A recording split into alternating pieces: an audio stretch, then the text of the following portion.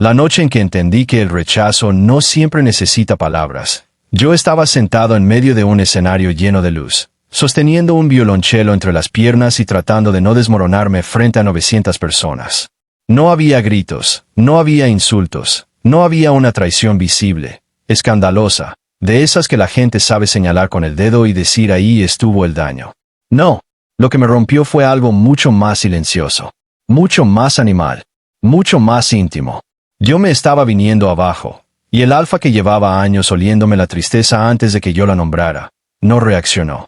Ni una vez, ni un paso hacia mí, ni un giro de cabeza, ni ese espasmo instintivo que cualquier alfa verdadero tiene cuando el omega que ama empieza a quebrarse frente a sus ojos. Nada. Siguió dirigiendo. La música no se detuvo, su mano no tembló, su olor no cambió, su cuerpo no me eligió. Y esa ausencia me dolió más que cualquier mentira, más que cualquier abandono, más que todas las cosas feas que después supe de su familia. Porque una traición se puede explicar. Los instintos no. Yo me llamo Matías Cortés Omega. Violonchelista.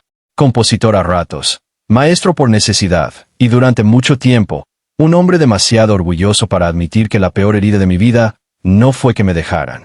Fue que mi propio cuerpo, que siempre creyó que el suyo sería refugio, tuvo que aprender a sobrevivir al hecho de que no lo fue. Y el alfa al centro de esa ruina se llamaba Bruno Alcázar. Director de orquesta prodigio, herencia viva del Conservatorio Alcázar en la Ciudad de México, el tipo de hombre al que todo le salía recto. La espalda, el apellido, la carrera, la forma en que la gente abría espacio cuando caminaba. Yo lo conocí cuando todavía no entendía que hay hombres cuya voz te puede cambiar la vida antes de siquiera tocarte. Y si algo aprendí después, fue esto. Hay amores que no te destruyen porque sean falsos. Te destruyen precisamente porque fueron reales, pero llegaron a un mundo que no sabía dejarlos existir sin romperlos primero. Esta es la historia de cómo su instinto me ignoró. ¿Y de por qué? Cuando al fin volvió a buscarme. Eso ya no bastaba para salvarnos. 1. La noche en que todo el mundo lo vio. La obra se llamaba Casa de Agua. La compuse a medias. La otra mitad era de Bruno, aunque en el programa solo aparecía como director invitado y arreglista general, porque el conservatorio siempre tuvo una forma muy elegante de borrar la parte que le debía a los que no llevábamos su apellido. Era una pieza rara, no grandilocuente, no de esas hechas para arrancar aplausos fáciles. Casa de Agua era íntima, respirada, con silencios largos y cuerdas que parecían decir algo justo antes de atreverse. La escribimos en noches partidas entre café barato, partituras manchadas y discusiones absurdas sobre si una nota podía sonar a duelo sin volverse cursi. Bruno decía que sí. Yo decía que no. Casi siempre terminaba cediendo yo, porque cuando él hablaba de música se le quitaba lo heredero y se volvía otra cosa. Menos impecable. Más humano. Más peligroso.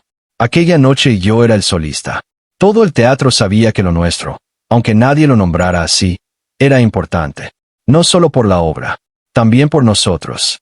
En el conservatorio llevaban 2 años susurrando sobre la cercanía entre el gran Bruno Alcázar y ese omega becado del taller de cámara.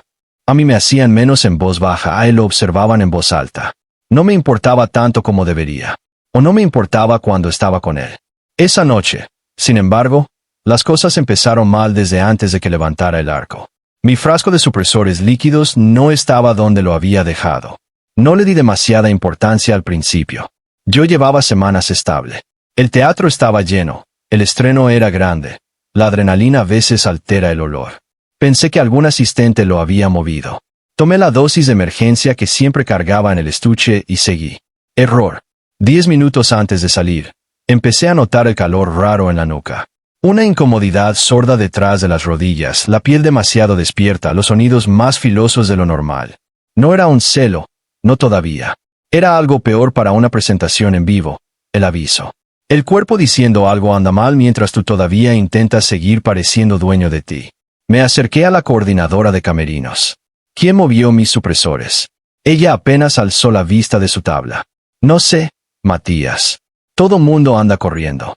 Alguien abrió mi estuche. Después lo vemos, ¿sí? Ya te toca salir. Después. Siempre después. Así funcionan muchas ruinas. Empiezan con un después. Subí al escenario con las manos frías y el pecho demasiado lleno.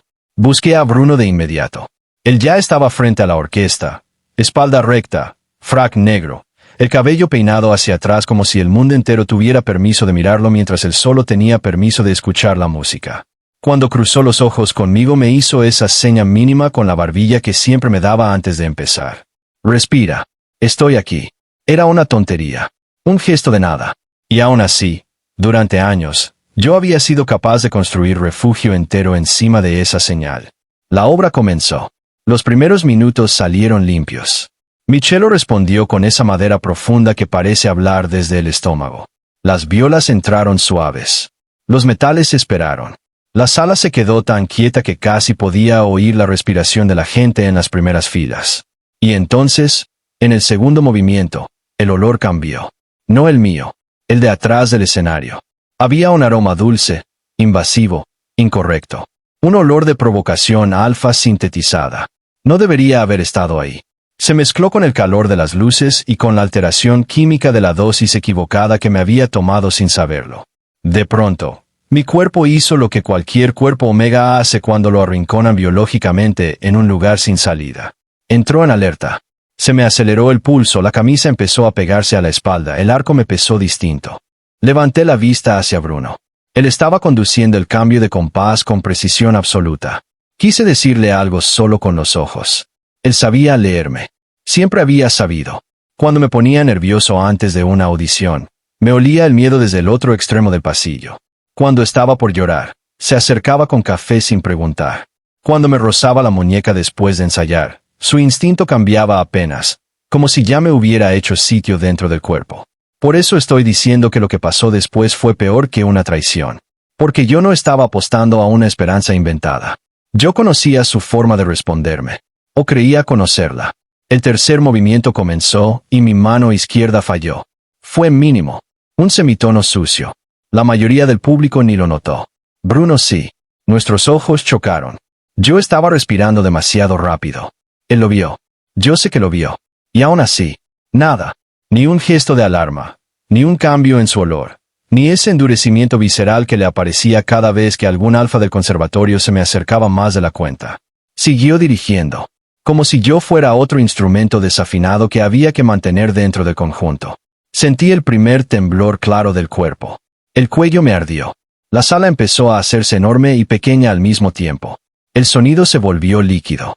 Las notas seguían saliendo, pero ya no parecían mías. Lo volví a mirar. Y esta vez sí noté algo en él. Frialdad. No crueldad. No indiferencia total. Algo peor. Control. Un control tan duro que parecía ausencia. Entonces entendí la humillación exacta de ese momento. No es que no me viera. Es que decidió no responder. Me sacaron del escenario 2 compases después. No por él, por un asistente y un utilero que fingieron elegancia mientras me retiraban con la excusa de un malestar súbito. Recuerdo el murmullo del público, recuerdo el aire helado del pasillo, recuerdo haberme doblado contra la pared, luchando contra el olor invasivo, contra la vergüenza, contra las ganas absurdas de seguir esperando escuchar sus pasos detrás de mí. Nunca llegaron. La música siguió hasta el final. Bruno terminó la obra sin mí. Y yo, sentado en el piso de un camerino vacío, con el corazón tan hecho nudo que apenas podía tragar, entendí algo que ninguna palabra de amor había logrado enseñarme antes.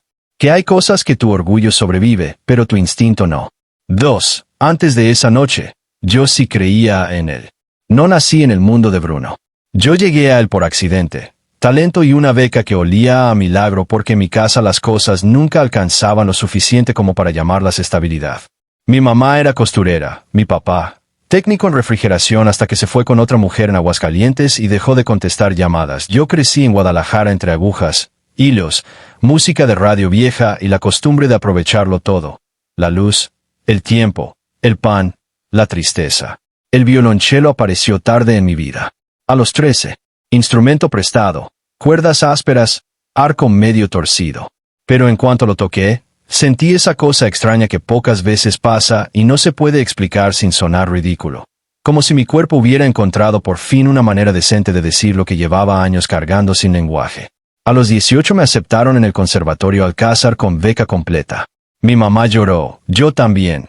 Pero me esperé a la central de autobuses para no asustarla. La Ciudad de México me recibió como reciben las ciudades grandes a los provincianos talentosos, con posibilidades y dientes. El conservatorio era hermoso en esa forma ofensiva de los lugares hechos para recordarles a ciertos cuerpos que están de prestado. Pisos de madera importada, salones con aislamiento acústico perfecto, pasillos llenos de retratos de directores muertos, todos hombres, casi todos alfas, omegas pocos, y casi siempre en canto, piano o áreas que la gente consideraba más delicadas. Un omega con cello llamaba la atención. Un omega con hambre de componer, más. Ahí conocí a Bruno. Yo llevaba 3 semanas en la ciudad. Una gastritis nerviosa espantosa y una costumbre nueva. Irme a practicar a un salón viejo del edificio norte donde casi nadie entraba porque una ventana no cerraba bien y en invierno se colaba un aire criminal. Una noche estaba ahí, tratando de corregir una variación que nomás no me salía, cuando escuché otra respiración en el cuarto. Me di la vuelta listo para disculparme, guardar mis cosas y largarme. En cambio, lo vi. Alto, camisa blanca arremangada, el saco colgado de un hombro, una carpeta de partituras bajo el brazo y esa calma insoportable de la gente a la que el espacio nunca le ha negado nada. Yo ya sabía quién era. Todo el conservatorio sabía quién era Bruno Alcázar, aunque fingiera no mirar demasiado. El hijo menor del director general, alumno estrella, alfa de linaje impecable, director en formación, prodigio desde los 17, problema para la mitad de los egos de plantel. Él también sabía quién era yo. Lo supe por cómo me vio el cello antes que la cara. «Eres cortés», dijo. Yo asentí, esperando la típica cortesía rígida de institución cara. En vez de eso, caminó hasta el piano desafinado del fondo, dejó su carpeta encima y preguntó: «¿Por qué la segunda frase la estás empujando tanto?» «¿Perdón? Suena como si quisieras que doliera a fuerza». «No hace falta. La melodía ya viene triste». Me ofendí al instante. No porque tuviera razón. Precisamente porque la tenía. No te pedí opinión. Él inclinó la cabeza apenas. No sonrió. No retrocedió. No, pero llevas 20 minutos pidiéndosela al cuarto. Lo odié un poquito en ese segundo. Y también, muy contra mi voluntad, me interesó. Así empezó. No con química inmediata, no con una tormenta hormonal ridícula, con una discusión sobre phrasing, respiración y arrogancia. 2 horas después seguíamos ahí. Él al piano. Yo con el cello, yo defendiéndome con notas, él desmontándome frase por frase hasta que la pieza por fin cayó en el lugar correcto. Cuando terminamos, ya era pasada la medianoche. Yo estaba exhausto, irritado y peligrosamente despierto. Bruno recogió sus partituras y dijo: «Tocas como si no quisieras deberle nada a nadie». «No me gusta deber». «Se nota». Caminó hacia la puerta. Luego se detuvo. Volteó apenas. «Mañana a las 6 aquí. Si quieres seguir peleando con la pieza, mejor pelea acompañado». Eso fue todo. Ni coqueteo, ni falsa humildad, ni trato especial por ser omega. No más esa invitación seca, precisa, imposible de leer del todo. No fui al día siguiente. Fui al siguiente de ese. Y ya estaba él. Desde entonces, se volvió costumbre. 3. La forma en que nos hicimos costumbre. Si me hubieran preguntado entonces en qué momento exacto empecé a querer a Bruno, no habría sabido decirlo. Porque no pasó como en las historias fáciles. No hubo un día único, no un beso súbito, no una revelación bajo lluvia. Lo que hubo fue repetición. La intimidad se nos instaló a través de la rutina. Ensayos después de clase, café de máquina, partituras corregidas a mano, caminatas a la estación del metro mientras discutíamos compositores muertos como si nos fueran a pagar por tener la razón. Bruno tenía una inteligencia musical insoportable. Escuchaba estructuras donde otros solo oían melodías. Sabía cuando una obra estaba mintiendo. Tenía oído para los errores mínimos y una paciencia extrañísima conmigo. Jamás se burlaba cuando yo me cerraba, aunque sí me desesperaba con precisión quirúrgica. «No escondas el centro de la frase», me decía. «No estoy escondiendo nada». Exacto. Ahí está el problema. Todo lo estás volviendo superficie. Yo fingía molestia. A veces sí me molestaba. Pero luego llegaba solo al salón viejo, repetía lo que me había dicho, y chingado, funcionaba. Fuera de la música también era raro. No frío. No exactamente. Reservado de una manera que al principio parecía educación de familia cara y después entendí que venía de otra parte. Bruno no era alfa expansivo. No marcaba territorio con carcajadas o gritos. Su presencia llenaba los cuartos en silencio. Y conmigo, poco a poco, empezó a soltarse. Supe que le daban miedo los perros grandes porque uno casi le arranca la oreja a los 6 años. Supe que odiaba la papaya con una pasión impropia de un hombre tan contenido. Supe que cada que estaba muy estresado se le dormía el dedo anular de la mano derecha y se enfurecía consigo mismo como si el cuerpo no tuviera permiso de fallar. También supe que el mundo de los Alcázar estaba podrido por dentro. No de forma obvia. No escandalosa. Peor. Con esa podredumbre elegante de las instituciones viejas, donde todo se justifica en nombre del legado.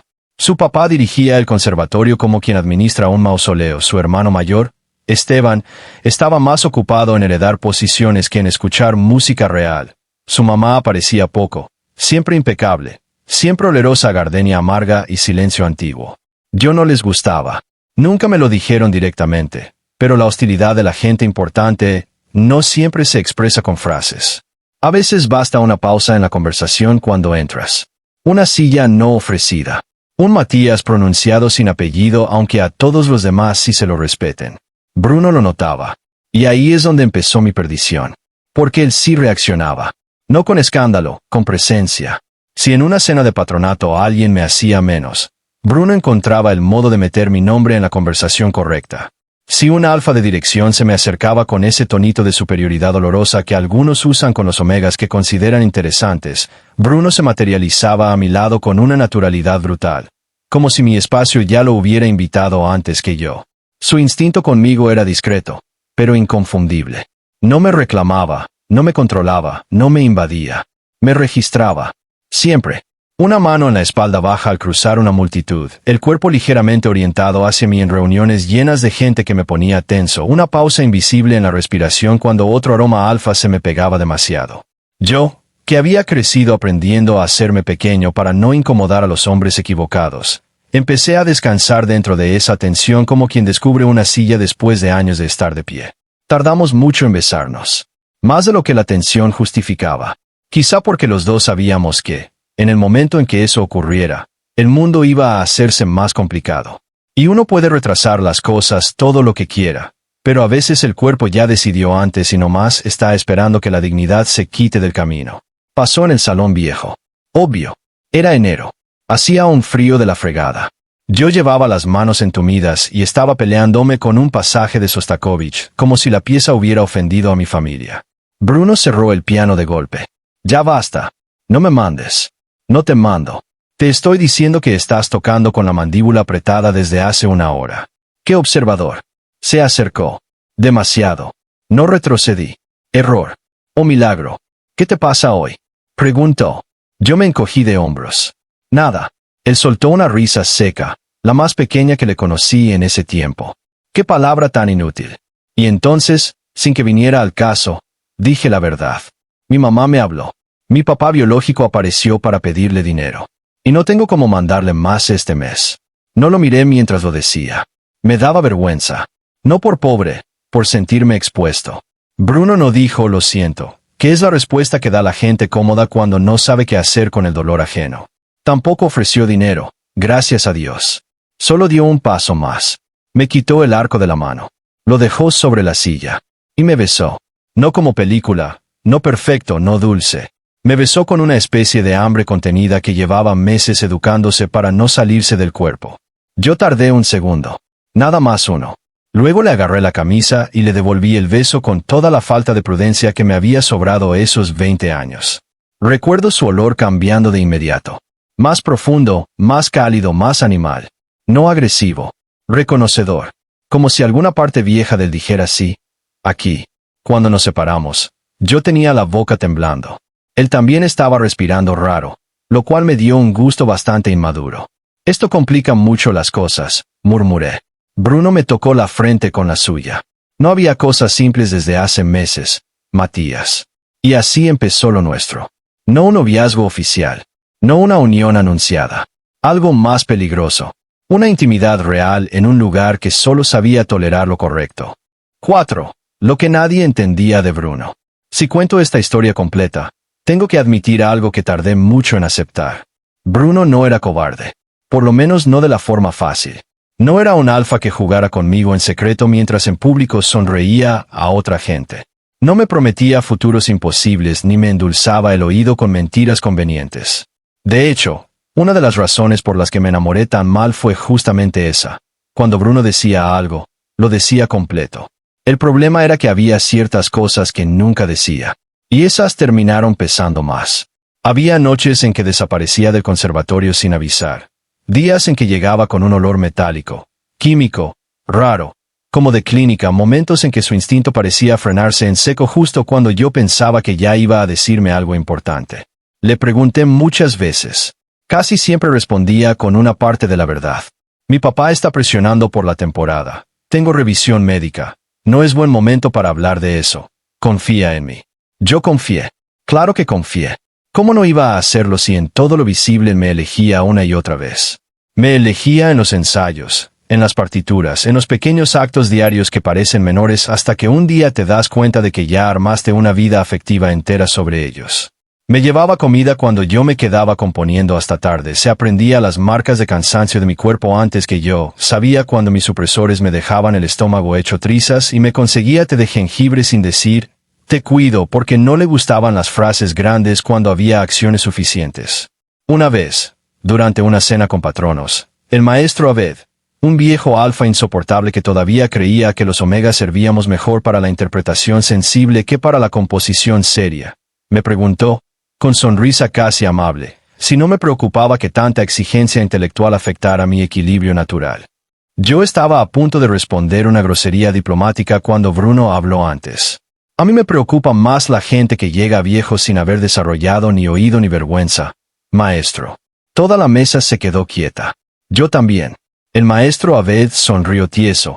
Esa sonrisa de gente humillada que jura venganza en cursiva. Bruno ni se inmutó. Luego, debajo de la mesa, sin que nadie lo viera, rozó con 2 dedos mi muñeca. No me miró. No tenía que hacerlo. Ese toque me acompañó 2 semanas. Por eso digo que no estaba inventando nada, no estaba leyendo señales donde no las había, no estaba confundiendo educación con deseo. Bruno me quería. Profunda. Torpemente.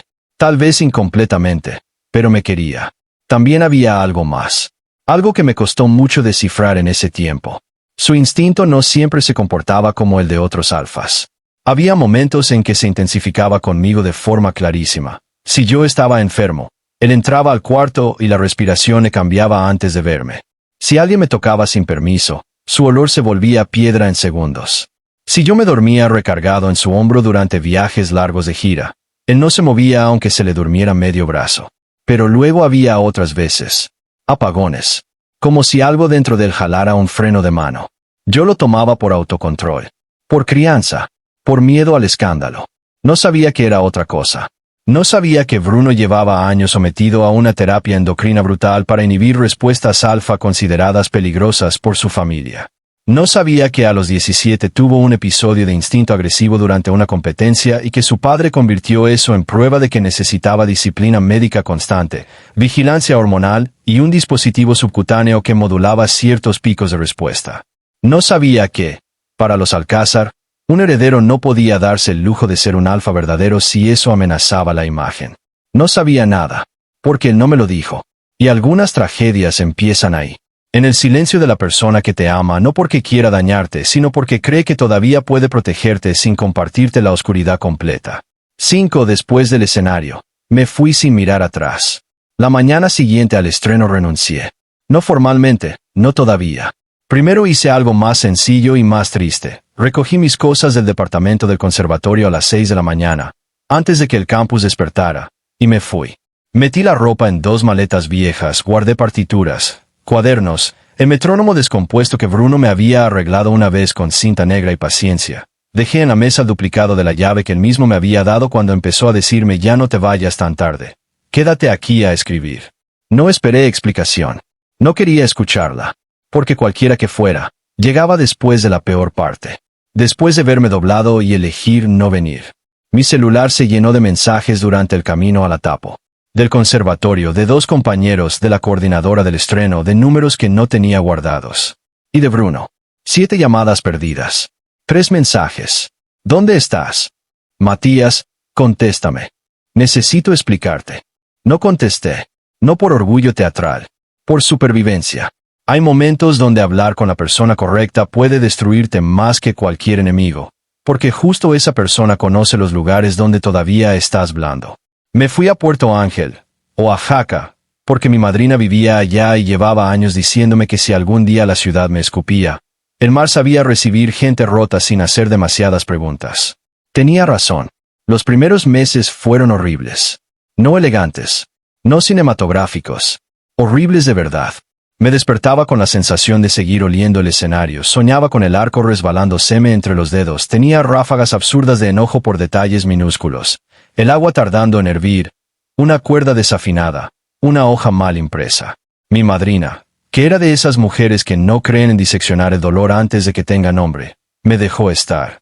Me dio cuarto, me dio caldo, me dio tiempo.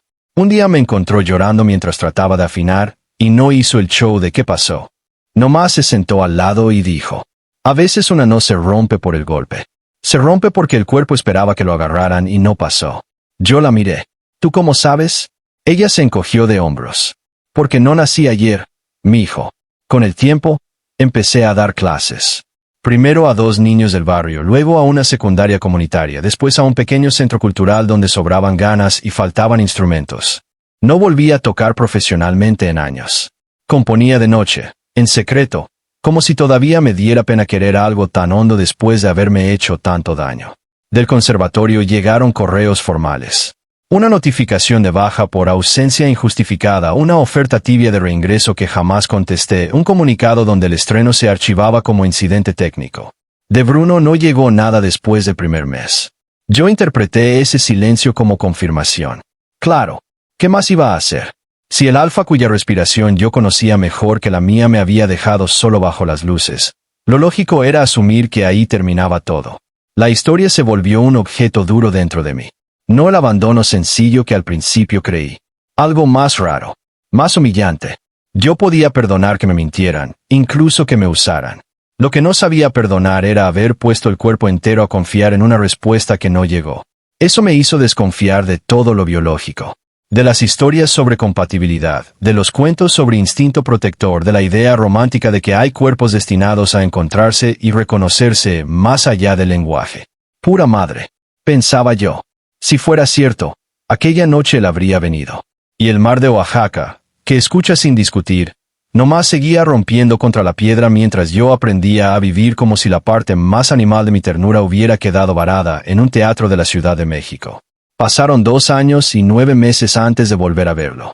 Para entonces yo ya tenía 30.3 grupos estables de alumnos, un proyecto chiquito de restauración de instrumentos donados y la costumbre bastante sólida de no mencionar jamás el nombre Bruno Alcázar en voz alta. Pensé que eso bastaría. Pensé mal. 6. Volvió como vuelven las cosas que no terminaron bien. El centro cultural donde trabajaba se llamaba Casa del Mangle y quedaba a media calle de la playa, en una construcción vieja de techos altos donde todo olía a sal, madera húmeda y esfuerzo comunitario. No era un lugar fino. Era mejor. Había murales a medio terminar, ventiladores ruidosos y un patio central donde los niños dejaban mochilas, chanclas y problemas antes de entrar a clase. Un lunes de agosto nos anunciaron que una fundación de instrumentos iba a mandar apoyo para el festival anual de otoño. Cuerdas nuevas, 2 violines restaurados, partituras impresas y quizá, si había suerte, financiamiento para arreglar el techo del salón principal. Yo me alegré lo normal. No soy tan romántico como para pensar que los proyectos sobreviven solo con pasión. También hacen falta dinero, madera y tornillos. La coordinadora, Celia, me mostró el correo mientras tomábamos café tibio en vasos de unicel. Viene personalmente el director artístico de la fundación, dijo. Parece que están muy interesados en los proyectos comunitarios del Istmo. Yo asentí sin leer mucho. Qué bueno. ¿Quieres ver quién es? La neta, me da igual mientras manden cuerdas decentes. Celia me giró la laptop. Y ahí estaba. Bruno Alcázar, director artístico de la Fundación Resonancia, invitado especial al festival, fecha de llegada, jueves. Se me cayó el café encima. Literal. Celia dio un brinco. Matías. Pero yo ya no estaba escuchándola. Todo el cuerpo me reaccionó antes que el pensamiento. No miedo exacto. No deseo tampoco. Memoria. La maldita memoria que a veces se guarda en los músculos y sale disparada nomás con una foto. Bruno en la pantalla se veía distinto. Más delgado en la cara, con menos brillo de hijo de institución, el cabello un poco más largo, los ojos igual de insoportables. Y ahí, debajo de la foto, una línea breve que me dio risa y ganas de vomitar al mismo tiempo. Especialista en dirección coral, intervención comunitaria y terapia de música en crisis. Claro, pensé. Qué apropiado. Se especializó en crisis el hombre que dejó la mía sonando a solo de cello roto frente a media ciudad. Intenté convencer a Celia de que me quitara de la recepción del jueves. No pude. Intenté decirme que no importaba, tampoco funcionó. Cuando llegó el día, me puse una camisa de lino azul. Recogí partituras para no parecer inútil y me repetí toda la mañana que ya no era aquel Omega de conservatorio que se derretía por un alfa elegante y preciso. Yo ya era otra cosa. Más entero, más áspero, más mío. A las 11:10 estacionó una camioneta blanca frente al centro. Bajó primero una veta de cabello muy corto cargando 2 estuches. Luego un técnico de audio. Y al final él. Bruno se quedó quieto apenas me vio. No fue una exageración dramática. No se le cayeron papeles. No respiró como si hubiera visto un fantasma. Pero yo, que lo conocí demasiado, vi el impacto exacto. El segundo extra que tardó en cerrar la puerta, la tensión súbita en la mandíbula, la forma en que su olor, incluso a esa distancia, cambió apenas. Claro que lo noté. Los Omegas notamos esas cosas aunque nos hagamos idiotas. Caminó hacia el patio con los demás. Yo no me moví. Celia sonreía, dando la bienvenida, hablando del proyecto, presentando gente. Luego llegó el momento. Bruno, él es Matías Cortés, nuestro coordinador de cuerdas y composición. Qué ganas de decirle gracias por la introducción tardía. Celia, no lo habría adivinado. Bruno me extendió la mano. Era una mano que yo había besado, mordido, sostenida en el metro y observado dirigir una orquesta entera. La miré. Luego lo miré a él. Y no se la tomé. Nos conocemos, dije. Celia parpadeó. La veta del cabello corto hizo cara de chingado. Bruno bajó la mano despacio. No mostró vergüenza. Tampoco enojo. Sí, respondió. Nos conocemos. Qué sereno. Qué contenido. Qué ganas de reventarle algo con la mirada. Pasamos la primera hora revisando instrumentos y necesidades del centro sin tocar ningún tema personal. Él era impecable. Profesional. Útil. Habló con los niños sin tratarlos como pobrecitos. Escuchó a Celia con atención real y se agachó a revisar una cejilla rota como si no hubiera sido heredero de medio mundo. Eso me enfureció más. Porque yo había construido una versión muy conveniente de Bruno durante esos años. Una versión simple. El alfa que no vino. El hombre que no eligió. El cobarde de apellido caro que prefirió control antes que vínculo. Y de pronto lo tenía enfrente, cargando atriles, acomodando sillas y recordándome que incluso la gente que te destruye puede seguir teniendo partes admirables. Esa es una de las injusticias más finas de la vida adulta. La veta de cabello corto se presentó al rato. Soy Mara. Coordinación de campo. Su olor era limpio, firme, sin intención rara. Me cayó bien de inmediato, lo cual me molestó porque estaba asociada con Bruno y yo quería caerle mal a todo su equipo por principio. Matías. Ya sé, dijo. Tú eres el del mural de partituras y el coro que desafina con dignidad. La miré. ¿Eso fue una crítica o un piropo? Todavía no decido. Punto para ella. Ya casi al final del recorrido, Bruno se me acercó solo, cerca del salón donde guardábamos instrumentos en restauración. Necesitamos hablar. Me reí sin ganas. No, tú necesitas hablar. Yo ya aprendí a vivir sin esa necesidad. Sus ojos no se apartaron de los míos. Aunque me odies, necesito que escuches una cosa. Te escuché tocar hasta el final de una obra mientras yo me caía por dentro. Créeme, ya cubrí mi cuota. Y me fui. Lo dejé parado en medio del corredor, oliendo a lluvia próxima y asuntos pendientes. Fue inmaduro. Me supo delicioso. Duré exactamente 6 horas antes de darme cuenta de que eso no iba a bastar. Porque el problema con los fantasmas que vuelven en carne y hueso es que, en cuanto te hablan, dejan de ser espectros manejables y vuelven a convertirse en personas. Y las personas complican todo. 7. La verdad no llega cuando la pides, sino cuando ya no te sirve igual. Bruno no insistió ese primer día. Ni el segundo. Eso me descolocó. Yo esperaba presión, dramatismo o al menos una escena privada a la salida del centro. En vez de eso, se limitó a trabajar con una eficacia casi insultante. Consiguió cuerdas, revisó el techo con albañiles locales, tocó el piano viejo del salón principal para ver qué tan muerto estaba y logró sacarle. El cabrón. Un sonido decente, los niños lo adoraron a velocidad obscena. Obvio. Los alfas que saben agacharse a la altura de un morrito y escucharlo como si su problema del día fuera de verdad importante son un peligro público. Mis alumnos de cuerdas, que normalmente desconfiaban de cualquier visitante citadino, al tercer día ya le enseñaban dibujos y lo obligaban a calificar sus chistes musicales. Profe Matías es más gruñón, le dijo Ximena, una niña de 11 años con oído absoluto y cero filtro. Bruno me miró de reojo. Sí, eso ya lo sabía desde hace años. Ximena nos observó a ambos con sospecha de sabueso. ¿Ustedes se conocen de novela? No, dije yo. Sí, dijo Bruno al mismo tiempo. La niña sonrió como si acabara de descubrir petróleo emocional. Maldita infancia perceptiva. Yo seguía evitando quedarme a solas con él.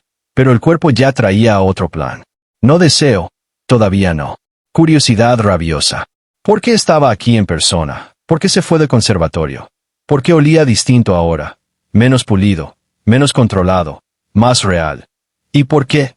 Chingado. Seguía reaccionando mi sistema cuando lo tenía cerca si se suponía que esa etapa de mi vida ya era archivo muerto.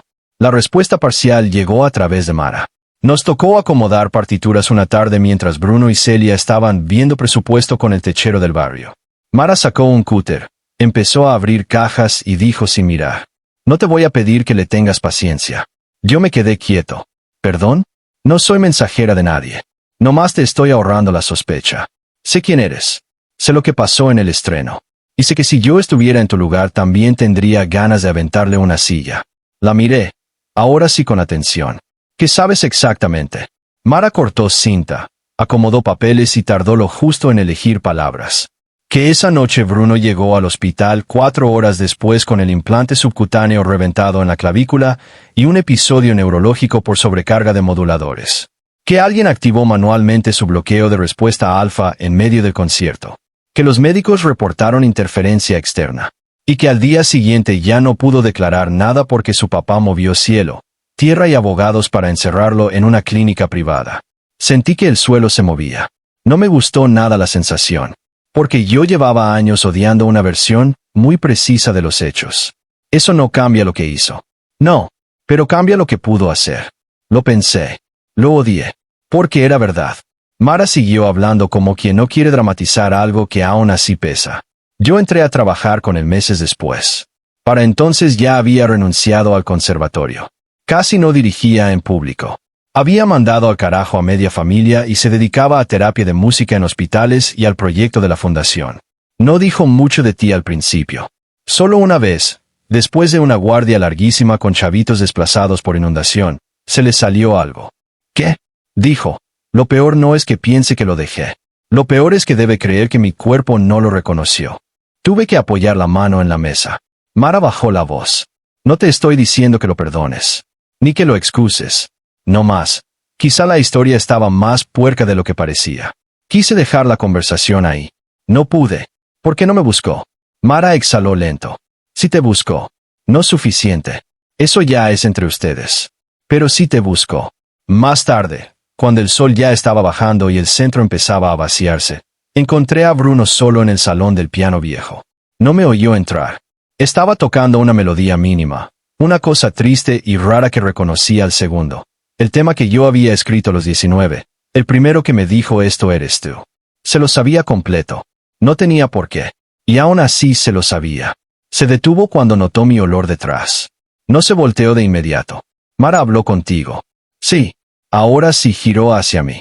No dio explicaciones automáticas, no se adelantó con déjame aclararte, esperó. Eso hizo más difícil odiarlo. Quiero escucharla de ti, dije. Bruno asintió una vez. Cerró la tapa del piano con cuidado. Mi padre mandó alterar tu medicación ese día. Ahí estaba. Sin rodeos. Sentí que la sala se me encogió. ¿Cómo sabes? Porque cuando me llevaron a la clínica, escuché a mi hermano discutir con él en el pasillo. Decían que si el omega se descompone solo, el problema se resuelve y que yo no debía hacer un espectáculo instintivo frente a patronos. Usaron el módulo de bloqueo para inhibir cualquier respuesta alfa mía durante la función. Yo me quedé completamente quieto. ¿No podías moverte? Podía dirigir. respirar, mantener funciones básicas.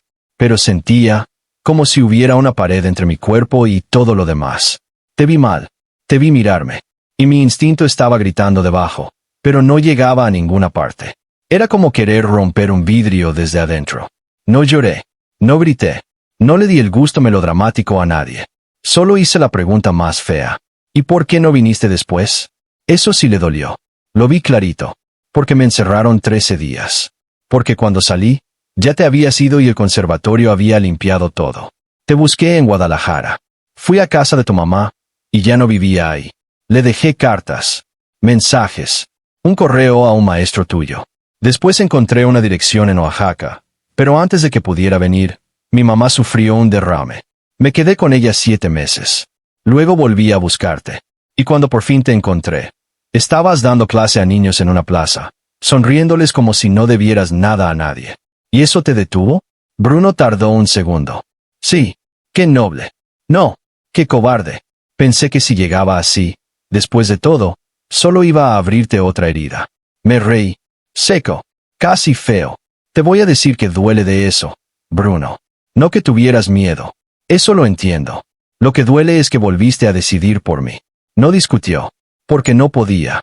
Porque era cierto. La sala se llenó de un silencio tan apretado que se podía morder. Y entonces, por primera vez desde el estreno, dije la verdad completa. Yo no me fui pensando que me traicionaste, ¿sabes? Ojalá hubiera sido eso. Habría sido más sencillo odiarte. Lo que me destruyó fue pensar que ni siquiera tu parte más básica me quiso cerca cuando estaba cayéndome. Sentí. Traje saliva. Sentí que si hasta tus instintos podían ignorarme. Entonces yo había imaginado todo. Bruno cerró los ojos apenas. Como si la frase le hubiera dado exactamente donde llevaba años sangrando. No, Matías. Abrió los ojos. Y por primera vez en mucho tiempo, el gran Bruno Alcázar no se veía impecable ni controlado ni listo para dirigir nada. Se veía devastado. Eso fue lo único que nunca fue mentira, dijo. Mi cuerpo siempre te reconoció primero. Yo aparté la mirada. Porque si lo seguía viendo, iba a llorar.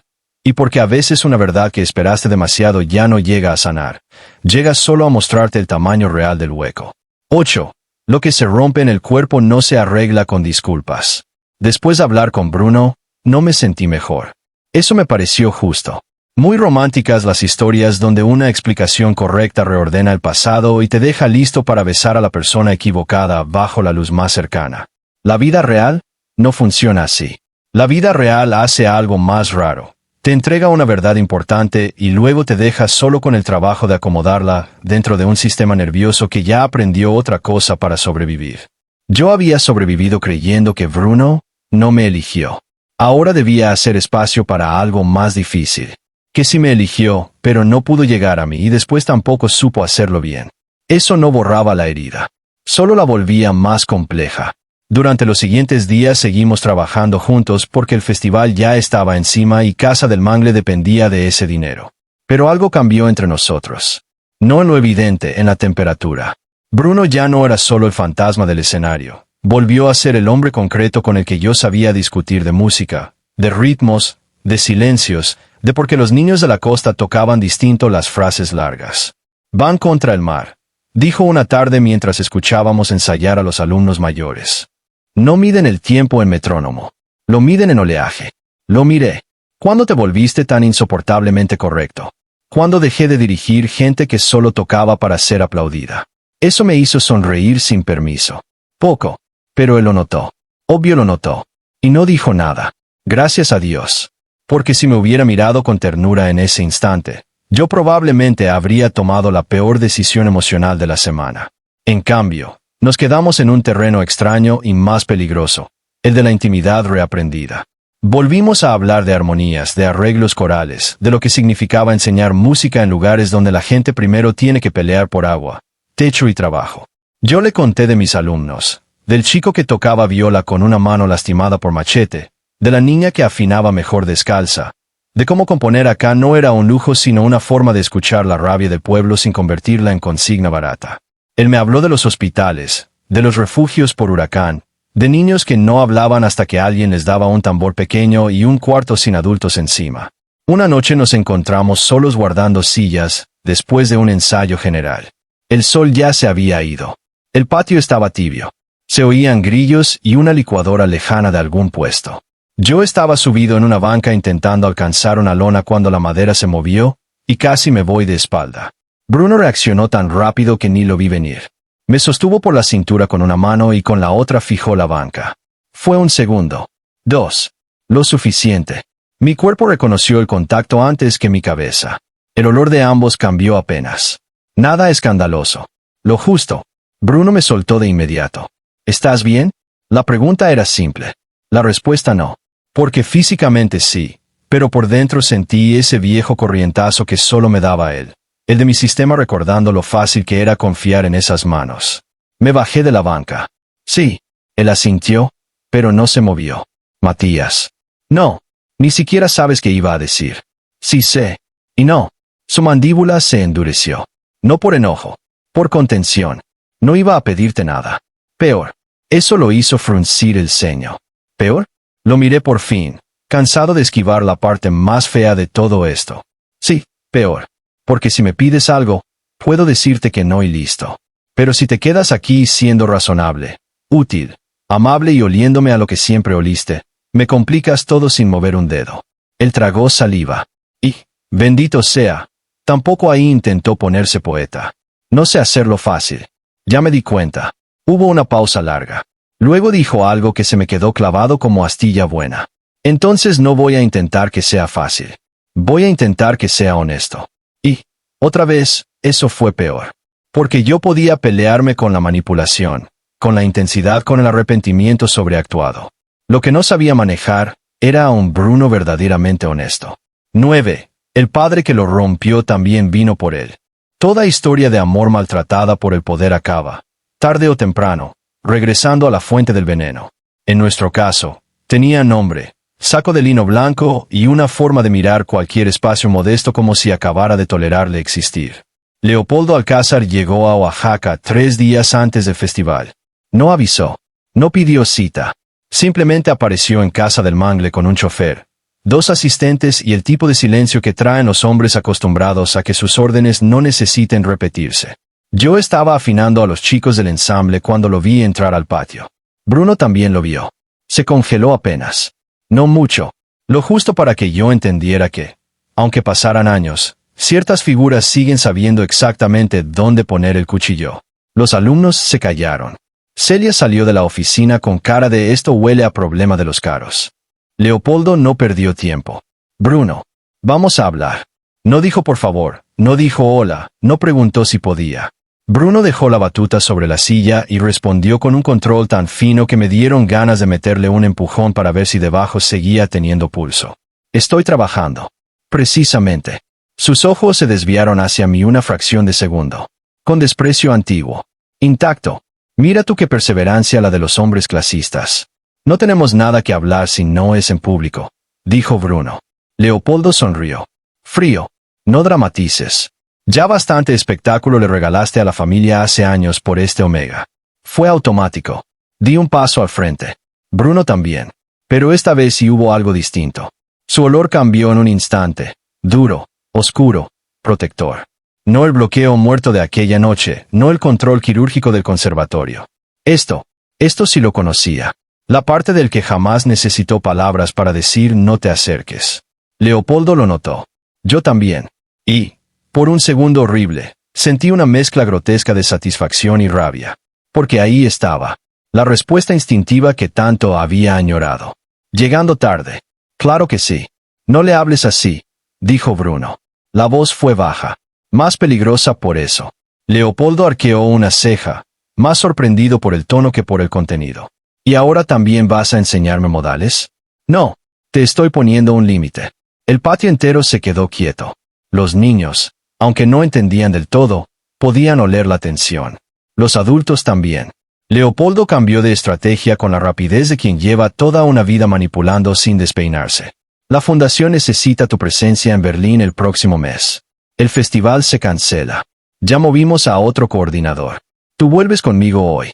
Bruno soltó una risa, sin humor. No. El viejo lo miró como si no hubiera escuchado bien. ¿Perdón? Dije que no. Celia, inteligentísima, Empezó a sacar discretamente a los niños hacia el salón trasero. Mara hizo lo mismo con el ensamble. Yo me quedé. No por valentía, por necesidad de ver esto completo. Leopoldo bajó la voz. ¿Sabes cuánto dinero de la fundación sale todavía de acuerdos que manejo yo? Sí. ¿Y sabes cuántos proyectos tuyos pueden desaparecer en una semana si me obligas a recordártelo? Bruno no parpadeó. Todos. Aún así no me voy. Su padre dio un paso más cerca. Lo suficiente para que el aire se llenara de ese olor a alfa viejo, acostumbrado a dominar sin contacto. ¿Es por él otra vez? Bruno respondió sin mirar a nadie más que a Leopoldo. Es por mí. Y porque se acabó el tiempo en que ibas a seguir usando mi cuerpo como extensión de tu apellido. El mundo hizo ese pequeño ruido interno que hacen las verdades cuando por fin las pronuncian en el lugar correcto. Leopoldo palideció. Nada escandaloso. Un tono apenas menos dorado en el rostro. Luego sonrió de nuevo. ¿Le contaste ya lo del dispositivo? ¿Lo de las terapias? ¿O todavía estás jugando al mártir sensible? Yo ya no estaba entendiendo nada del todo, solo sintiendo que aquello se partía por zonas antiguas. Bruno respiró hondo. Vete. No sin dejar claro algo, dijo el viejo, volviéndose por fin hacia mí. Usted le hace mal a mi hijo. Siempre lo desreguló. Siempre lo volvió imprudente. Si aquella noche no hubiera insistido en convertirlo en su salvador emocional, quizá nada de esto. El golpe del atril cayéndose sonó más fuerte de lo que fue. Lo tiré yo sin querer. Estaba temblando de rabia. Lárguese, dije. Mi voz salió tan baja que incluso a mí me dio miedo. Leopoldo iba a responder, pero Bruno se interpuso de una manera tan clara, tan definitiva, que nadie pudo fingir que no había visto lo que significaba. No fue solo ponerse enfrente, fue la decisión entera escrita en el cuerpo. Vete, repitió Bruno. Y si vuelves a dirigirte a Matías o a este centro con ese tono, publico todo. Los historiales, los reportes médicos, las intervenciones, los bloqueos. Todo. Leopoldo lo estudió largo rato. Luego rió. No fuerte, sin alegría. Tarde o temprano vas a descubrir lo mismo que yo, Bruno. El instinto se educa. El amor no alcanza. Y se fue. Así, como llegan y se van ciertas amenazas, dejando olor a caro y daño. Cuando el coche desapareció, el patio seguía en silencio. Yo miré a Bruno. Él no me vio enseguida. Tenía la respiración alterada, las manos demasiado quietas, los hombros tensos como si todavía contuvieran 20 años de obediencia aprendida peleándose con una sola palabra. No. Mara apareció desde el fondo. Voy por agua, dijo, inteligentísima de nuevo. Celia se llevó a los niños. Nos quedamos solos. Bruno apoyó las manos en la mesa más cercana. Bajó la cabeza. Por primera vez desde que lo conocía, se veía no solo cansado o triste. Se veía libre y aterrorizado al mismo tiempo. No sabía que iba a venir, murmuró. Yo tardé en contestar, porque una parte de mí seguía hirviendo por la frase del padre, otra por la forma en que Bruno se había puesto enfrente otra, la más incómoda, por el alivio irracional que sentía al ver su instinto finalmente alzarse sin vergüenza. Lo sé, dije al fin. Él levantó la vista. Y entonces entendí que no había terminado. No la pelea con el viejo. La otra, la que traíamos nosotros. Porque sí, había visto a Bruno reaccionar por mí. Pero yo no necesitaba solo eso. Necesitaba entender si podía vivir con un hombre cuyo amor había sido real, y aún así me había dejado con una cicatriz tan honda en el cuerpo. Y esa respuesta no la traía a ninguna confrontación con Padre Rico. Esa iba a doler más. 10 La herida de los instintos. Esa noche lo cité en la playa. No por estética, porque en el centro cultural había demasiados ojos y yo necesitaba espacio para decir cosas feas sin que rebotaran en paredes. La marea estaba baja. El viento olía a sal cruda. Había poca luna, suficiente para ver el contorno del mar sin que todo se volviera postal. Bruno llegó sin chamarra, con una playera oscura y el cansancio de quien lleva años cargando explicaciones incompletas. Nos quedamos a varios pasos de distancia. Me gustó que no intentara cortarla. Voy a decirte algo horrible. Empecé. Y no quiero que me interrumpas. Asintió. Lo que pasó con tu padre me da gusto. Eso sí lo sorprendió. ¿Gusto? Sí. Me da gusto que al fin te hayas plantado. Me da gusto que lo hayas hecho frente a todos. Me da gusto que por fin te haya salido de manera visible eso que yo juraba que sí existía en ti. Bruno tragó saliva. Yo seguí. Pero también me enoja. Me enoja muchísimo.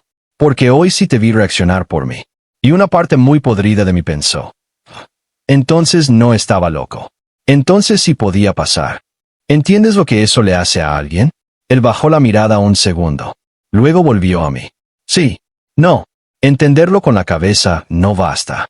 Yo necesito que lo sientas aunque te rompa el orgullo. Porque no fue una traición cualquiera, Bruno.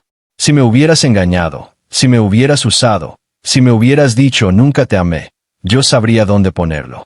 Pero esto, me toqué el pecho sin pensarlo. Esto se me quedó metido en el cuerpo.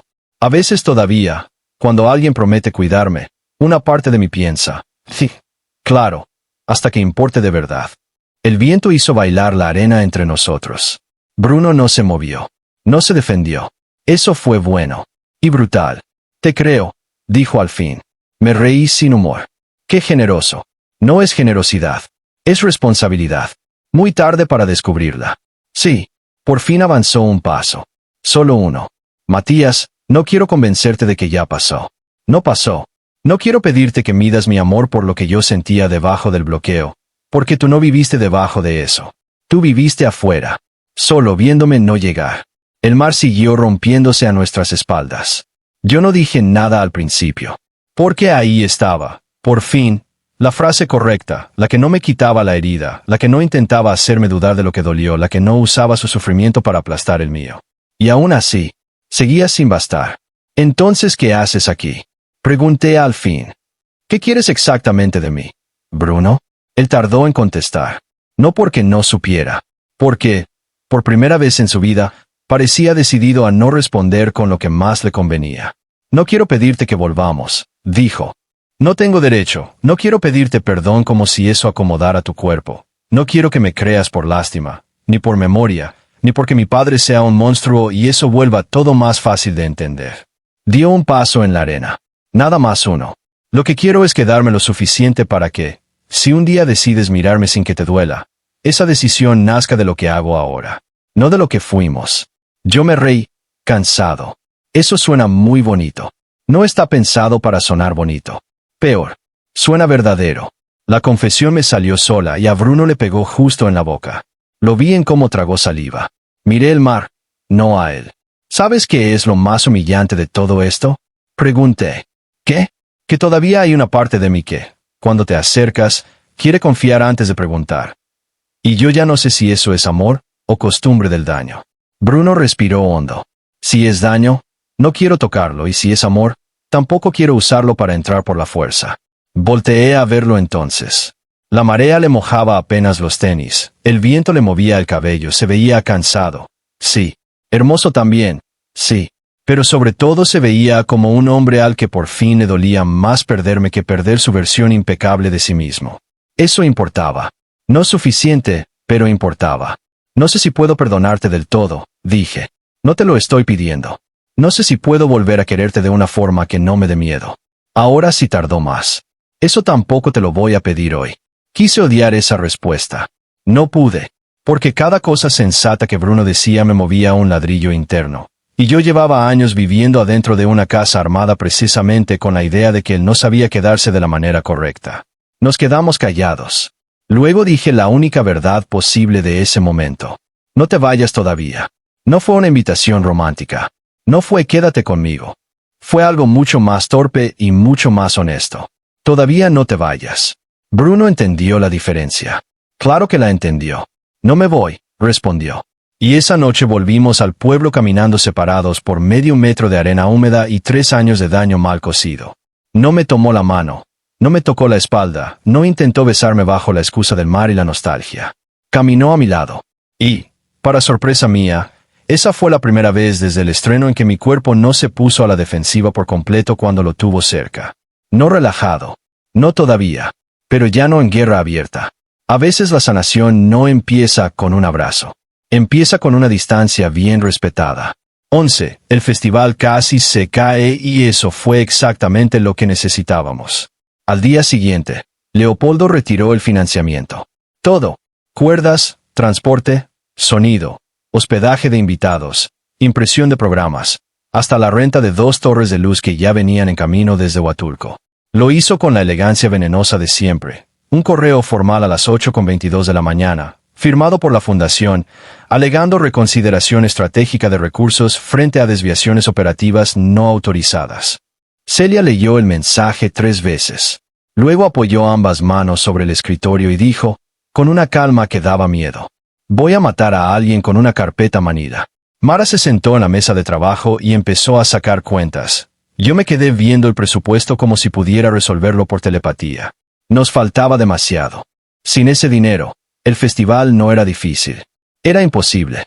No uno bonito, al menos. No uno que garantizara que los músicos invitados llegaran, que los chicos tocaran con equipo digno, que el centro quedara visible para futuras redes de apoyo. Bruno leyó el correo. No cambió de cara. Eso, en él, siempre era mala señal. Lo va a hacer personal, dijo Mara. Ya lo hizo, respondió Celia. Yo levanté la vista. ¿Y ahora? Nadie respondió. Entonces Bruno cerró la laptop. Ahora lo hacemos de todos modos. Celia soltó una risa incrédula. ¿Con qué, maestro? ¿Con autoestima comunitaria y 2 panes dulces? ¿Con la red local? ¿Con voluntarios? ¿Con préstamo de equipo? ¿Con una campaña de último minuto? Y con mi parte del fideicomiso. Todos lo miramos. Incluso Mara. Bruno, dijo ella despacio. Si tocas ese fondo, no hay vuelta atrás. En mi parpadeo. Ya no quiero vuelta atrás. Algo en el pecho se me movió de forma incómoda. No alivio, no ternura, respeto. Ese respeto peligroso que aparece cuando alguien por fin hace, en presente, lo que años atrás necesitabas que hubiera hecho. Celia, que no creía en heroísmos pero sí en números, fue la primera en reaccionar. A ver, no me interesa tu drama familiar si no viene con transferencia verificable. Te la doy en 1 hora. Entonces sí me interesa un poco. Así empezó la carrera. No una romántica, una de verdad. Las siguientes 48 horas fueron un caos glorioso. Mara habló con radios comunitarias, Celia movió cielo, Mari proveedores locales, yo reorganicé el programa para reducir necesidades técnicas sin joder la dignidad artística de los chicos, los pescadores consiguieron lonas. Una señora de mercado prestó 3 ventiladores industriales, el dueño del hostal de la esquina ofreció colchones para los músicos de fuera. Un colectivo de pintoras hizo a mano la señalética. Y Bruno. Bruno no dirigió desde arriba. Se partió el lomo. Cargó cajas, llamó a contactos, vendió discretamente un reloj que claramente costaba demasiado para pagar el transporte de una marimba juvenil. Durmió 2 horas por noche y jamás, ni una sola vez, usó el desastre como excusa para acercarse a mí de una forma que yo no hubiera pedido. Eso fue lo que empezó a desarmarme de verdad. No la culpa, no el pasado revelado. Esto, la repetición concreta de un hombre que ya no se amparaba en lo que sentía, sino en lo que hacía. La segunda noche de preparativos nos agarró una tormenta tropical adelantada. No huracán, pero sí suficiente para poner a temblar las lonas y convertir media logística en sudoku del infierno. Estábamos en el patio de casa del Mangle asegurando cables con plástico y cinta cuando una ráfaga levantó la esquina del escenario móvil. Yo fui a sostenerla por instinto. Terrible idea. La madera me pegó en el hombro y me lanzó medio paso hacia atrás.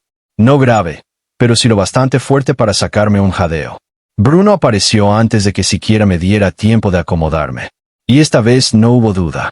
Su instinto entró completo. No feroz, no posesivo, no espectáculo. Claro, directo. Me puso detrás de él con una mano en la cintura y con la otra sujetó la estructura mientras gritaba indicaciones al equipo. Mara, del otro lado. No jalen todavía. Matías, ¿te pegó en la clavícula o abajo? Lo miré, empapado, rabioso, presente. Mi cuerpo reaccionó al segundo, el maldito sistema nervioso reconociendo demasiado rápido lo que llevaba años extrañando. Estoy bien, dije. No te pregunté eso. Te pregunté dónde. No pude evitarlo. Solté una risa breve, cansada, absurda. En el hombro. Él palpó con cuidado, lo justo, sin invadirme más de la cuenta. Cuando comprobó que no era serio, bajó la mano despacio. Ni una palabra cursi. Ni una escena. No más eso. Respuesta. Horas después, mientras secábamos atriles adentro del salón, me encontré pensando algo que me asustó bastante. Que la herida seguía ahí. Sí. Pero mi cuerpo estaba empezando a registrar una verdad nueva encima de la antigua. Y eso era peligrosísimo. Porque significaba esperanza. 12. Lo que los niños ven antes que uno. El ensayo general del festival fue un desastre precioso. Un violín se quedó sin puente, 2 niños entraron tarde al canon de apertura, la marimba se desajustó por humedad y griega. Aún así, sonaba vivo. Más vivo que muchas galas perfectas a las que fui con Bruno en el conservatorio. Porque aquí nadie estaba tocando por carrera. Estaban tocando por pertenencia. Ximena, mi alumna sabueso de 11 años, se me acercó al final con la naturalidad cruel de los niños que nacieron para ver lo obvio. ¿Ya lo perdonaste? Casi me ahogo con el café. ¿A quién? Ella me miró con una paciencia ofensiva. Al maestro alto que te mira como si alguien le hubiera regresado un pulmón. No sabía si reírme o darle un premio Nobel de observación. Eso no es asunto tuyo. Entonces sí. Suspiré. No es tan simple. Ximena asintió, como si yo hubiera confirmado una hipótesis de laboratorio. Mi mamá dice que hay gente que pide perdón con la boca y gente que lo pide con tiempo. La miré. Tu mamá da miedo. Sí, pero cocina rico. Y se fue brincando. Me quedé quieto en medio del patio con una sensación rarísima. Porque eso era exactamente lo que estaba pasando y yo todavía no me atrevía a nombrarlo. Bruno no me estaba pidiendo nada con la boca. Me lo estaba pidiendo con tiempo. Con trabajo, con límites respetados, con permanencia sin exigencia. Y el problema era que el tiempo, cuando se usa bien, puede ser mucho más seductor que cualquier declaración. Esa misma noche, después de dejar partituras en orden, encontré a Bruno dormido sobre una mesa llena de cables, presupuesto, boletos impresos y una libreta abierta. La cabeza ladeada sobre el brazo. Las ojeras marcadas. El cuerpo vencido por agotamiento. No debía acercarme. Me acerqué. No a tocarlo. A mirar. En la libreta había una lista escrita con su letra precisa. Pendiente. Confirmar luces solares. Medicación Tadeo. Recordar a su mamá. Cuerda do para cello de Inés. Hablar con Matías. Pero solo si él abre la puerta. No arruinar esto por prisa. Me quedé viendo esa última línea un rato larguísimo. Luego hice algo muy estúpido. Le acomodé una chamarra doblada bajo la cabeza para que no se le partiera el cuello. Bruno abrió los ojos en ese instante. Claro que sí, por supuesto que el universo me iba a humillar así. Nos quedamos quietos los dos. Yo, con la mano todavía en la tela, él, recién despertando, mirándome como si no quisiera asustar al momento. Fui a retirarme. Me tomó de la muñeca. Apenas. Lo justo para detener la huida. No para imponer nada. Levanté la vista. Su olor estaba tibio de sueño y cansancio.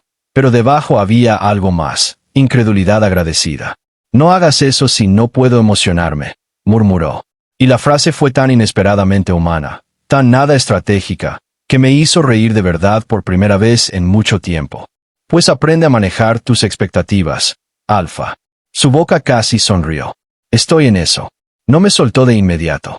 Yo tampoco le pedí que lo hiciera. Ninguno dijo nada. Después se la aflojó primero. Siempre primero en ceder espacio cuando el espacio importaba. Eso también se quedó conmigo. 13 la noche del festival. El festival salió. Contra toda lógica, contra todo presupuesto, contra Leopoldo, contra la humedad, el cansancio y los cables parchados con fe colectiva. Salió. La plaza frente a casa del Mangle se llenó antes de que cayera el sol. Había sillas de plástico, niños corriendo, ancianas con abanico, pescadores recién bañados, turistas perdidos y vecinos cargando termos de café como si fueran accionistas emocionales del evento. El programa lo abría el ensamble infantil. Luego venía marimba, después el coro de mujeres del barrio y al final, la obra nueva. La mía. Bueno, nuestra. Porque aunque tardé semanas en admitirlo, el último movimiento lo terminé con Bruno durante una madrugada de presupuestos y lluvia, sentados en extremos opuestos de una mesa, corrigiendo armonías como dos idiotas que se niegan a nombrar lo evidente.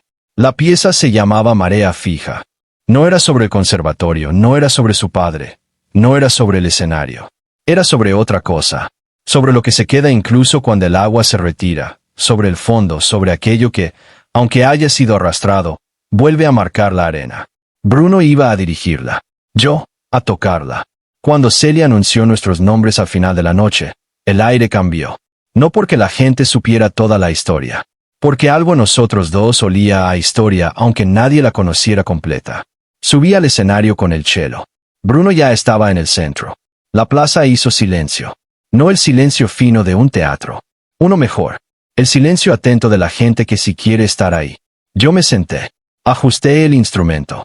Busqué la respiración. Y entonces pasó algo que nadie esperaba. Bruno se volvió hacia mí, no hacia el público, hacia mí. Y, con voz clara para que lo escucharan todos los músicos, dijo: «Esta obra no se toca si el solista no me da entrada». La plaza entera quedó quieta.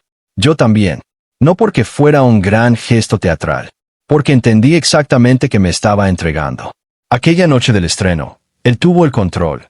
Yo me caí y él siguió. Esa historia estaba escrita en la piel. Y ahora, frente a una plaza de Oaxaca, me estaba devolviendo algo más importante que una disculpa.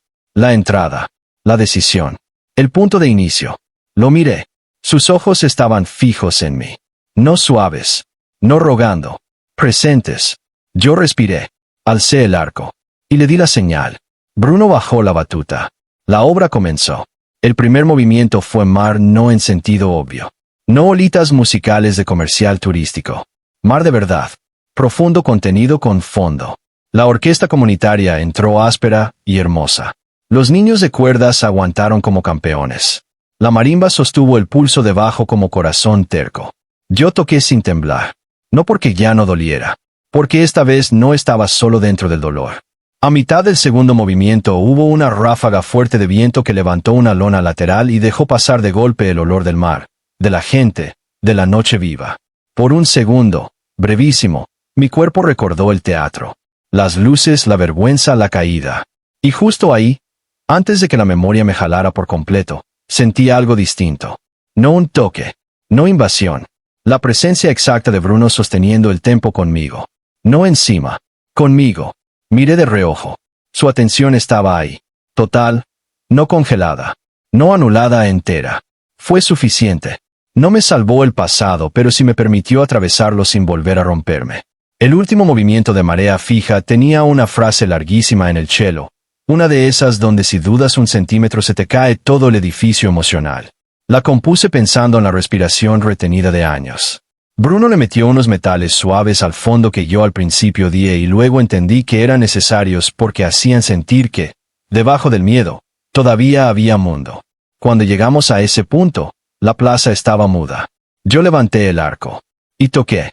No como en el conservatorio, no para demostrar que había sobrevivido, no para cerrar una herida frente a nadie. Toqué desde un lugar nuevo. Uno más feo y más honesto. El lugar donde ya sabes que el amor no te protege de todo, pero aún así decides hacer música con lo que quedó. Cuando terminamos, el silencio duró un segundo entero antes de romperse en aplausos. No elegantes, no educados. Fuertes, calientes del barrio. Yo seguía sentado. Bruno seguía en el centro. Y entonces hizo algo chiquito, casi invisible para todos menos para mí. Bajó la batuta, se llevó la mano al pecho una fracción de segundo, y luego la dejó caer a su costado. Era nuestro gesto viejo, el de respira. Estoy aquí. Solo que esta vez no llegó como promesa vacía. Llegó después de hechos. Eso cambió todo. 14. No volvimos esa noche. Importante decirlo. No volvimos esa noche. No nos besamos detrás del escenario con música aún flotando y vecinos felices sirviendo tamales. No nos reconciliamos mágicamente por tocar una pieza juntos. Eso habría sido bonito. Y falso. Lo que pasó fue más simple, y por eso mismo, más serio. Después del festival, nos ayudamos a desmontar.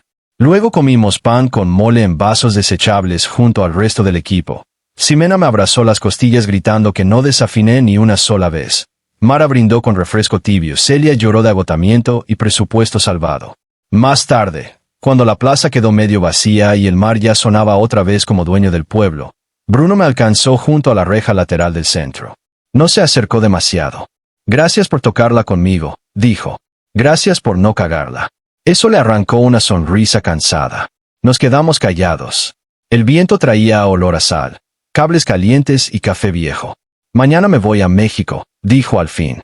La frase me pegó raro. No como abandono, como borde. ¿Definitivo? No sé. Tengo que cerrar cosas con la fundación. Con mi familia. Con abogados, seguramente. Asentí. Era lógico. Aún así no me gustó la sensación. Bruno me miró con una honestidad que ya empezaba a volverse peligrosa. No quiero irme sin decirte algo claro. Esperé. Todavía te amo, pero ya no quiero que esa frase sea una exigencia, Una deuda ni una nostalgia con colmillos, te amo y punto, y si eso en tu vida significa nada más que una verdad tardía, voy a vivir con eso. Tragué saliva. No porque no supiera qué responder, porque lo sabía demasiado bien. Yo también te sigo queriendo, dije despacio. Y eso me da muchísimo coraje. Bruno cerró los ojos un segundo. No de dolor, de alivio devastado. Yo seguí antes de arrepentirme. Pero quererte no significa que ya esté listo, ni que esto se arregle porque al fin entiendo lo que pasó, ni que mi cuerpo sepa confiar igual que antes. Lo sé. Y si un día pasara, si un día yo pudiera, no va a ser porque volvimos a hablar bonito de música. Lo sé. Lo miré fijo. Va a ser porque me demuestres que ya no necesitas que yo sea paciente con tus silencios para sostenerte la versión cómoda de ti mismo. Su respuesta fue inmediata. Entonces esa será mi parte. No me prometió eternidad. No dijo te esperaré toda la vida como idiota de película, no dramatizó. No más eso. Ese será mi parte. Asentí. Y esa noche nos despedimos con un abrazo breve. Nada más. No beso, no retorno, no cierre de telenovela. Un abrazo medido, tembloroso, demasiado consciente. Su pecho olía distinto al pasado, menos obediencia, más hombre. Cuando se fue caminando hacia la camioneta con Mara, sentí un hueco raro en el estómago. No porque me abandonara. Porque, por primera vez, la historia no estaba quedando rota por fuerza. Estaba quedando abierta por elección. Y eso daba más miedo. 15. Lo que hizo después sí cambió algo. Los siguientes 8 meses fueron lentos. Y gracias a Dios fueron lentos. Bruno volvió a la Ciudad de México y cumplió todo lo que dijo. Publicó, con asesoría legal, los reportes médicos alterados por el conservatorio y la intervención endocrina forzada que vivió durante años. No lo hizo como escándalo barato, lo hizo como denuncia formal. Hubo prensa, hubo negaciones, hubo exalumnos hablando, hubo una investigación real sobre prácticas de control biológico dentro de instituciones musicales privadas. Leopoldo Alcázar cayó del patronato en menos de un año. Esteban, el hermano, desapareció de la vida pública por un tiempo. El conservatorio tuvo que abrir auditorías, pedir disculpas redactadas por abogados y fingir sorpresa ante décadas de porquería elegantemente administrada. Yo vi todo desde Oaxaca. No como espectador vengativo. Como alguien que por fin entendía que Bruno no solo estaba peleando por su reputación. Estaba desarmando la maquinaria que también me había lastimado a mí. No me pidió apoyo público, no me pidió testimonio, no me usó como bandera moral. A veces me escribía mensajes simples. Llegaron las cuerdas para Inés. Tadeo ya entró al programa de becas. Mara dice que si no respondes este correo va a asumir que tus alumnos te secuestraron. Yo respondía poco. Luego más. Después empezamos a hablar por videollamada una vez a la semana. Casi siempre de trabajo. Luego de música. Después de tonterías. Un par de veces de nuestras madres. Una vez, a las 2 de la mañana, del miedo rarísimo que da volverse a enamorar de alguien que ya conoció la peor parte de ti. Fue en esa llamada cuando me dijo algo que terminó de moverme por dentro. He pensado mucho en los instintos, murmuró. En cómo nos educaron para creer que valían más que la elección consciente.